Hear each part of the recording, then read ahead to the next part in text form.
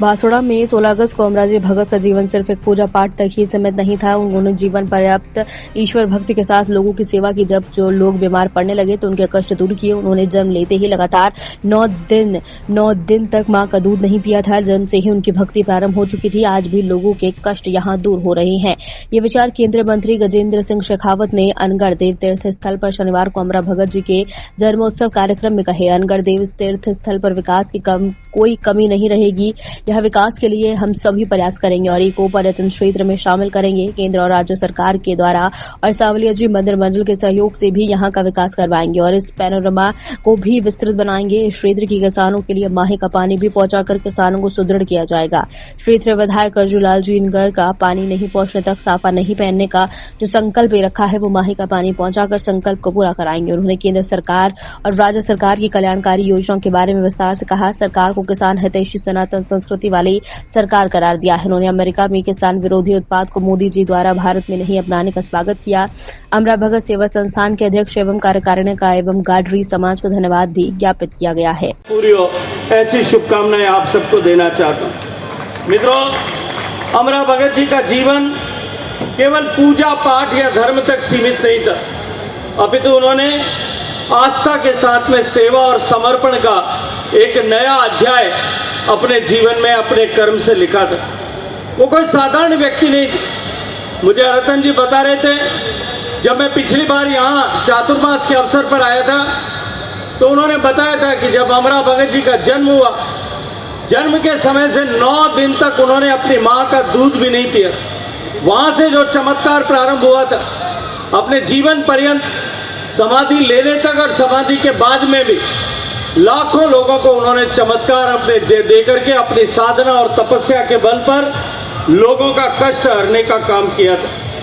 वो केवल अमरा भगत जी लोक साधक के साथ साथ में समाज सेवी और प्रेरणा के पुंज भी थे। ऐसे पवित्र स्थल पर आकर के निश्चित रूप से आज हम सब लोग अपने आप को सौभाग्यशाली महसूस करते हैं। मित्रों, हम सब जानते हैं कि जिस तरह से हमारा देश परिवर्तित हो रहा है, भारत में जिस तरह से समय के साथ में बदलते हुए परिदृश्य में जिस तरह से धार्मिक चेतना वापस जागृत हो रही, माननीय मोदी जी के नेतृत्व में जिस तरह से सरकार काम कर रही है पिछले 11 साल में, आज भारत की संस्कृति की महत्ता पूरी दुनिया में नए सिरे से पहचानी जा रही है। और उसके साथ साथ में भारत आज सांस्कृतिक पुनर्जागरण के दौर से गुजर रहा है।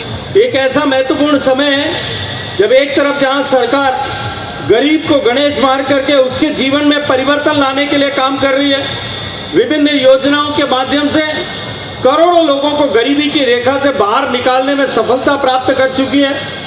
करोड़ लोगों के जीवन में परिवर्तन। मुझे 5 साल तक पीने का पानी हर घर तक पहुंचाने का सौभाग्यपूर्ण काम करने का अवसर माननीय मोदी जी ने दिया था। लेकिन इसके अतिरिक्त भी हर गरीब को घर मिले, हर घर में शौचालय हो, हर घर में बिजली हो, हर घर में गैस का चूल्हा हो, बैंक का खाता हो, पीने का पानी पहुंचता हो और हर खेत तक पीने का सिंचाई का पानी पहुंचे। इस संकल्प के साथ में देश की सरकार काम कर रही है। माननीय प्रधानमंत्री जी के नेतृत्व में आज हम उस मुकाम पर आकर के पहुंच गए कि आज हम दुनिया की सबसे बड़ी अर्थव्यवस्था बनने की तरफ आगे बढ़ते हुए चौथे पायदान पर पहुंच गए। आज देश उस मुकाम पर आकर के पहुंचा है कि भारत से निकले हुए ज्ञान की, भारत से निकले हुए विज्ञान की, भारत की सांस्कृतिक मूल्यों की मान्यता पूरी। लेकिन आज मोदी जी के प्रयास से जब हम अंतर्राष्ट्रीय योग दिवस मनाते हैं, दुनिया के 190 देशों में उस तरह के कार्यक्रम होते हैं। आज भारत की संस्कृत की पहचान पूरी दुनिया में नए सिरे से बन रही। अभी मैं हाल ही में एक संस्कृत के कार्यक्रम में गया था।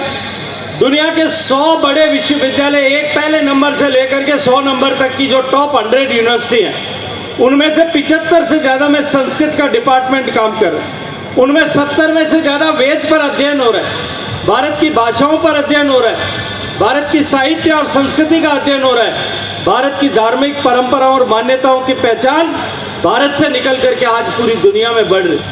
दूसरी तरफ माननीय मोदी जी के नेतृत्व में हमारे सांस्कृतिक केंद्र, हमारी धार्मिक आस्था के केंद्र, हमारी विरासत का संरक्षण करते हुए हम विकसित हों, इस मंत्र के साथ में जब सरकार काम कर रही है तब उनके पुनरुद्धार और एमएलए साहब अर्जुन लाल जी ने, आदरणीय मंत्री गौतम डक जी ने, सभी ने मुझसे आग्रह किया है। मैं अभी चर्चा कर रहा था, ये जो पैनोरमा बन रहा है, पिछली सरकार के बारे में जिस तरह से बताया गया था, पिछली सरकार के समय में तत्कालीन प्रधानमंत्री ये कहते थे समुदाय का, इसलिए हमारे बजट इसमें काटे गए और उन्होंने काटा। उनकी मानसिकता ऐसी थी, उसके ऊपर हमको कोई आश्चर्य भी नहीं है और न कोई चिंता का विषय है। लेकिन आज आपके द्वारा चुनी गई सरकार राजस्थान में भी है और आपके द्वारा बनाई गई सरकार माननीय मोदी जी के नेतृत्व में दिल्ली में भी काम कर रही है। मैं आपको भरोसा और विश्वास दिलाता हूँ। मैंने अभी आदरणीय मंत्री जी से कहा है कि आप एक बार आदरणीय